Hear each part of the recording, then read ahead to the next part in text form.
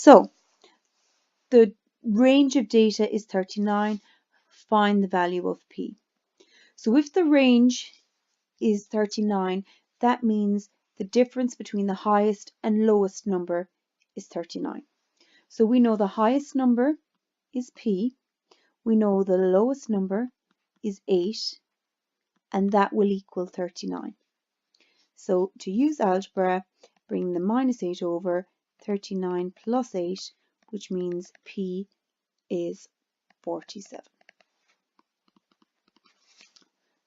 Okay, so the difference between the highest and lowest number is 47.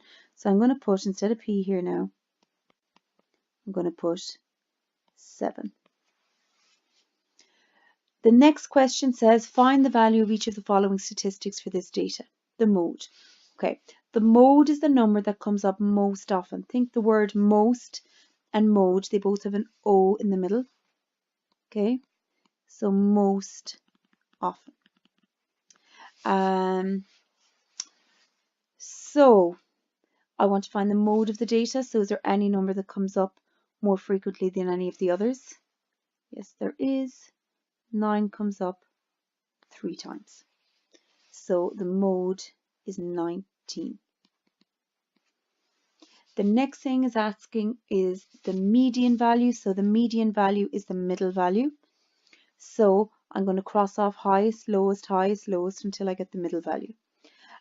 Just to count how many numbers there are 17 numbers, so there's 17 weeks, okay? So that means 17 is an uneven number, so you will have 8 below, 8 above, so you'll have one middle number. If the number of numbers here is an even number, you'll have 2 middle numbers, and you'll have to add the 2 and divide by 2 to get your median.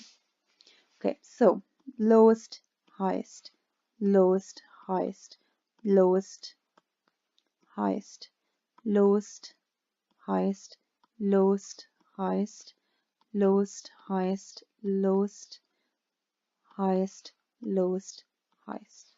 Okay, so the median number is 21. The next question says the sum of the data in the stem and leaf diagram is 431. So all the numbers added together will give me 431. Use this to find the mean of the data. So we know the mean is the total of all the numbers added together divided by the number of numbers. So there are 17 numbers altogether, or 17 weeks. So the mean of the data is 25.3529411. Now, to find the actual mean of the data, then correct to one decimal place, you look at the second number after the decimal. If that's 5 or greater, the number in front of it goes up a value. So that is 5 or greater, so it will become 25.4. Okay, and that 25.4 is the mean number of copies that were sold of Nouri's News per week.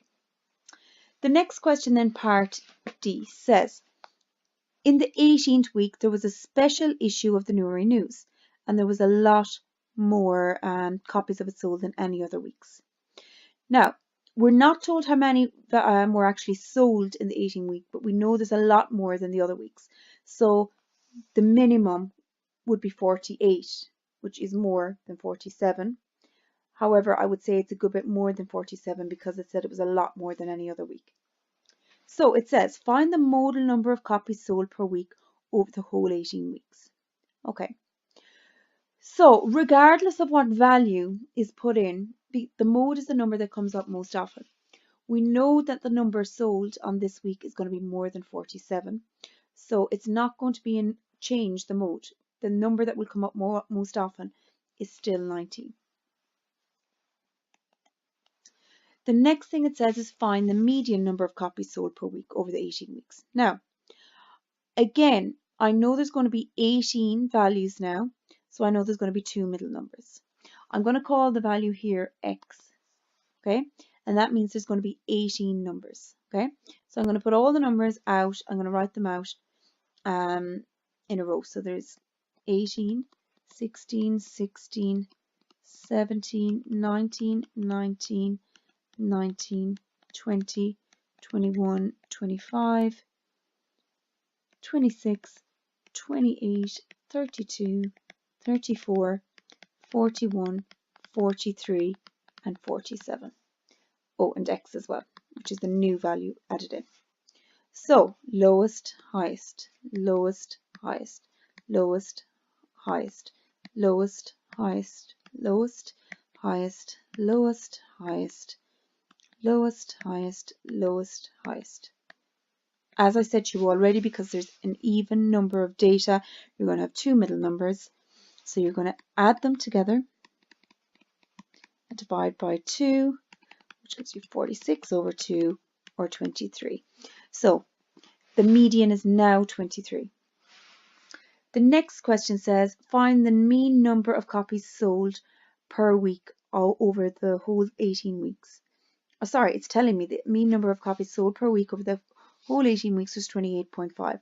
Work out the number of copies that were sold in the 18th week. Now to go back up here, we know the amount of copies sold in all the 17 weeks is 431. We're going to add on the 18th value, which we're calling X, divide by 18, and that answer will give me 28.5. They told me that the mean was 28.5 over the 8 weeks. So now you just cross multiply when you have two fractions between an equal to sign. You cross multiply. So 431 plus X is going to be multiplied by 1. So that's 431 plus X multiplied by 1, which is just itself, and 28.5 multiplied by 18 is 513. So 431 plus X is equal to 513. X is equal to 513 minus 431. X is equal to 82. So that means the number of copies sold in the 18th week is 82. And that makes sense. They said it was far greater than the other weeks. Okay, so the next question is question 5 on the next page. And it says, a box contains red pens and blue pens. The probability that a pen picked at random from the box is 2 over 7. Write down 3 possible values for the number of pens, red pens in the box. Okay, so we know the number of pens in the box is going to be a multiple of 7 because you can't have half a pen. So if 2/7 of the box are red, let's just say there's 7 pens in the box in total. Well, then 2 out of the 7 will be red. If there's 14 pens in the box in total, 4 of them will be red. If there's 21 pens in the box in total, well then 6 of them will be red. Okay? The next thing it says, find the probability that a pen picked at random from the box will be blue. So if there's only red and blue pens in the box, and the probability of getting a red pen is 2 over 7, well, the probability of getting a blue pen then is 1, which is the total probability, minus 2 over 7, which will give me 5 over 7. The next question says, explain why there cannot be exactly 20 pens in total in the box. Right, so 20 is not a multiple of 7, okay, and we're not talking about half pence. So if you multiply, because we're told that the 2/7 of the box is red. If I say 20 multiplied by 2 over 7, that will give me actually a value of 5.714285714. That's not a whole number, so we can't have that many pens in the box. So there cannot be 20 pens in total. So you can there's several ways you can say it. You can say what I've just said here and said not a whole amount of pens.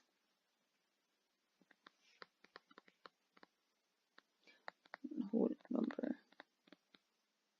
Or you could also say that 20 is not a multiple of 7.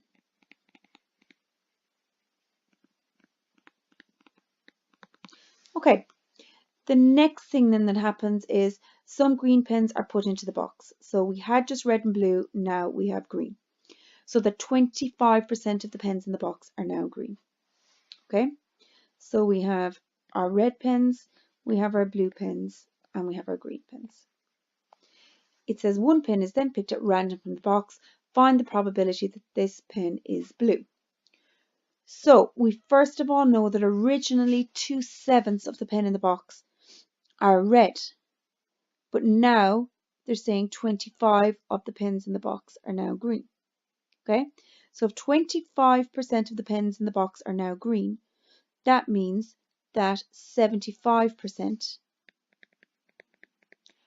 are either blue or red. And originally 2/7 of that 75%, or 2/7 of that 3/4, was red. So I can say 2/7 multiplied by 3/4, and that gives me 6 out of 28. So 6 out of 28 are red. We know that blue is 5/7 of the 3/4. So that gives me 15 out of 28. And we know green is 1/4, which is, this is 1/4 of the total we were told there. So that's 7 out of 28. All of that adds up to 1. So the probability of getting a blue pen is 15 out of 28. Okay, the next one, question 6. Kira asked all of the students in her school Clara asked all the students in her school some questions about their eating and exercise habits. One of Kira's questions was, how healthy is your diet? Tick one box. Very healthy, fairly healthy, not very healthy, very unhealthy. She drew a pie chart to show her results. Her results and the size of each angle in the pie chart are shown in the table below. Find the probability the student chosen at random from the survey ticked very healthy or fairly healthy. Now the easiest thing to do here first is try and figure out the entire number of students and size of the angle, which we're going to do down here in part B. Now we know all of the angles in a pie chart add up to 360. So even if you haven't a clue how to do this question, if you write in values for not very healthy and very unhealthy, that enables this entire line to add up to 360, you will get some marks because it shows that you know that all the values in a pie chart add up to 360. Okay, so what we're going to do, we're going to work with this column here because we know a lot of data here. So I know that 90 degrees in this pie chart is equal to 150 people. Okay, so if I want to find out then what 1 degree in the pie chart represents, I'll say 1 degree is equal to 150 divided by 90. Okay, so that basically means then that 1 degree is equal to 1 2/3 of a person. Now we know you can't have 2/3 of a person, but in relation to the pie chart, that's what 1 degree is equal to. Okay, so if 1 degree is equal to that, what will 96 degrees be equal to? So I'm going to multiply that 1 2/3 by 96, and I will get 160. So 96 degrees in the pie chart is equal to 160 people. The next part then, so we're going to reverse this now. And we know that 90 degrees is equal to 150 people. So we know 1 degree, what that equals.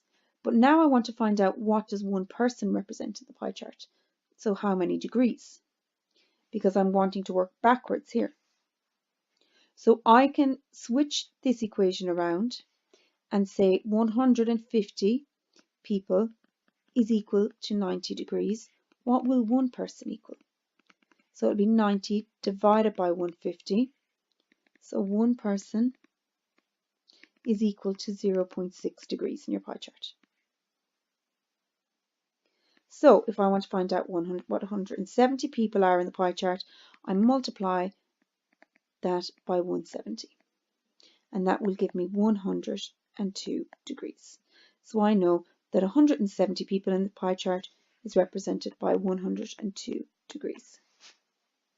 Okay, so then it's easy to find our final value here. All we're doing is adding them together. So 96, 90, and 102 gives me 288. I'll take that from 360, which is the entire size of the angles in a pie chart, and that gives me 72 degrees. Okay, and the last thing then is to figure out how many people 72 degrees represents on the pie chart. Okay, so going back to this part here again, I know that 1 degree is equal to 1 2/3 of a person or people, and I can say 72 degrees is equal to 1 2/3 multiplied by 72. That gives me 120 people. Okay, so now we've that filled in, we can go back to part A. It says, find the probability that a student chosen at random from the survey takes very healthy or fairly healthy. So very healthy was 160 people, fairly healthy was 150. The total number of people then surveyed was 160 plus 150 plus 170 plus 120. So that gives you a total of 310 over 600, or 31 out of 60. Okay. Part C then says, complete the table below and to show one question in each case that Clara could ask that would generate each type of data. Each question should be about eating or exercise. One is already filled in. Okay, so we know there are two types of numerical data, numerical continuous and numerical discrete. Discrete is usually whole number answers and continuous is like decimal answers. So a question that you could ask for numerical continuous is, how far do you walk each school day?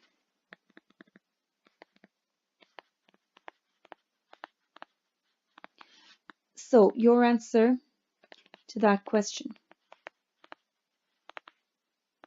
your answer could be 2 kilometers. Your answer could be 0.75 a kilometer. It could be 0.22 kilometers. It varies greatly, which is why it's numerical data and it's continuous. The next is numerical discrete. So, how many times per week do you take exercise? The answer to that will generally be whole numbers. It's either once, twice, 3 times, 4 times, 0 times. It'll be whole numbers. Okay, it won't be decimals. You wouldn't say I exercise 3.5 times a week. Okay.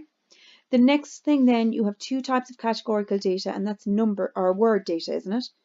You have ordinal data, which can be put in order, and nominal data, which can't.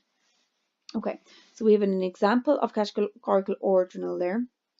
An example of categorical nominal in this context is something like, what is your favorite form of exercise?